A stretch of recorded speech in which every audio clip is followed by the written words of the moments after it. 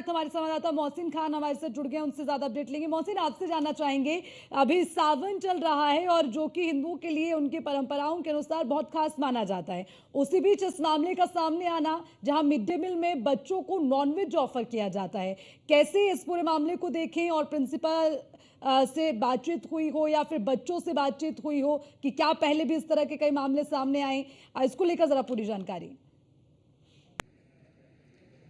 देखिए अर्चना, मैं आपको बता दूं कि जब हम शुद्ध शाकाहारी और साग सब्जी की बात करते हैं और किताबों में जाकर पढ़ते हैं तो कहा जाता है कि बकरी पाती खात है ताकि काड़ी खाल और जेनर बकरी खात है तिनको कौन हवाल। लेकिन यहाँ तो शिक्षा के मंदिर में ही एक हिंदू जो बच्चे थे उनका धर्म भ्रष्ट कर दिया गया। दरअसल ये पूरा मामला मेरठ के कोतवाली थाना क्षेत्र के वैद्यवाड़ा प्राथमिक विद्यालय का है, जहाँ पर इस पूरे जो विद्यालय है उसमें सबसे ज़्यादा जो सर्वाधिक संख्या है वो मुस्लिम बच्चों की है। ये केवल 2 ही हिंदू बच्चे हैं, जिसमें एक ये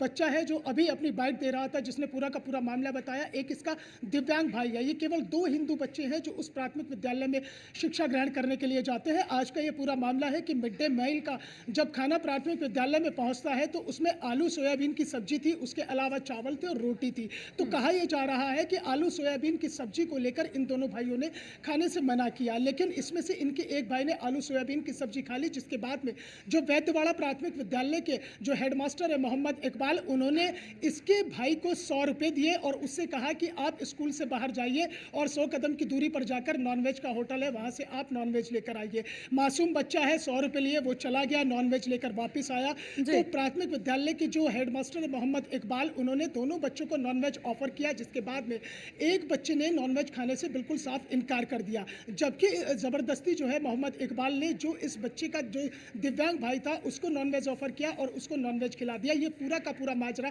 स्कूल की 4 दीवारी के भीतर ही था, लेकिन जैसे ही दोनों बच्चे घर पहुंचते हैं, उसके घर पहुंचने के बाद में जो इसका दिव्यांग का भाई है उसने पूरा का पूरा मसला अपने नाना को बताया और नाना ने इसकी शिकायत जाकर जो है कोतवाली थाना क्षेत्र में की, जिसके बाद तमाम हिंदू संगठन जो थे उन्होंने धरना प्रदर्शन शुरू कर दिया, पूरा हो हंगामा हुआ, हल्ला हुआ, जिसके बाद में कोतवाली थाना पुलिस ने फौरन ही एक्शन लेते हुए हेडमास्टर को गिरफ्तार कर लिया है और सुसंगत धाराओं में उसका खिलाफ मुकदमा दर्ज कर लिया है। देखिए यहाँ मैं आपको एक महत्वपूर्ण बात बता दूं कि जो मेरठ जनपद का कोतवाली थाना क्षेत्र है ये हमेशा से संवेदनशील रहा हो, चाहे 82 के दंगे हो, 84 के दंगे हो, इसके अलावा चाहे हाल फिलहाल में जो तीरकारान का दंगा हुआ था उसकी शुरुआत कोतवाली थाना क्षेत्र से ही हुई थी। यहाँ पर मिक्स पॉपुलेशन है तो इसलिए पुलिस का सबसे ज्यादा फोकस भी यहाँ पर रहता है। अब चूंकि ये मामला पूरा कोतवाली थाना क्षेत्र के वैद्यवाड़ा प्राथमिक विद्यालय से निकलकर सामने आया तो पुलिस ने बिना कोई देरी किए हेडमास्टर को गिरफ्तार कर लिया और उसके खिलाफ मुकदमा दर्ज कर लिया, उसको कोर्ट में पेश किया जाएगा, जहां से उसको न्यायिक हिरासत में जेल भेजा जाएगा। इस बीच ही जो मेरठ के जिलाधिकारी दीपक मीणा, उन्होंने इस पूरे मामले का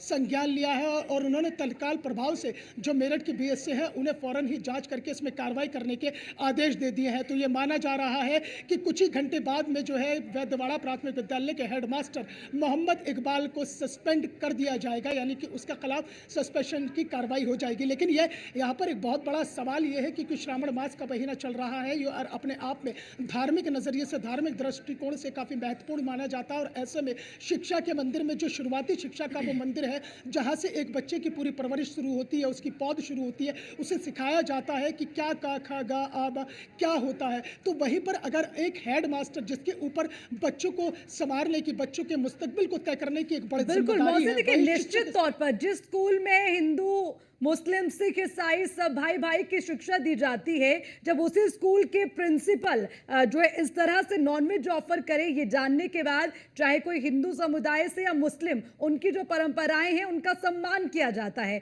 तो कहीं ना कहीं इसके पीछे की मंशा क्या है ये समझने की जरूरत है। ठीक है मोहसिन, शुक्रिया तमाम जानकारी के लिए।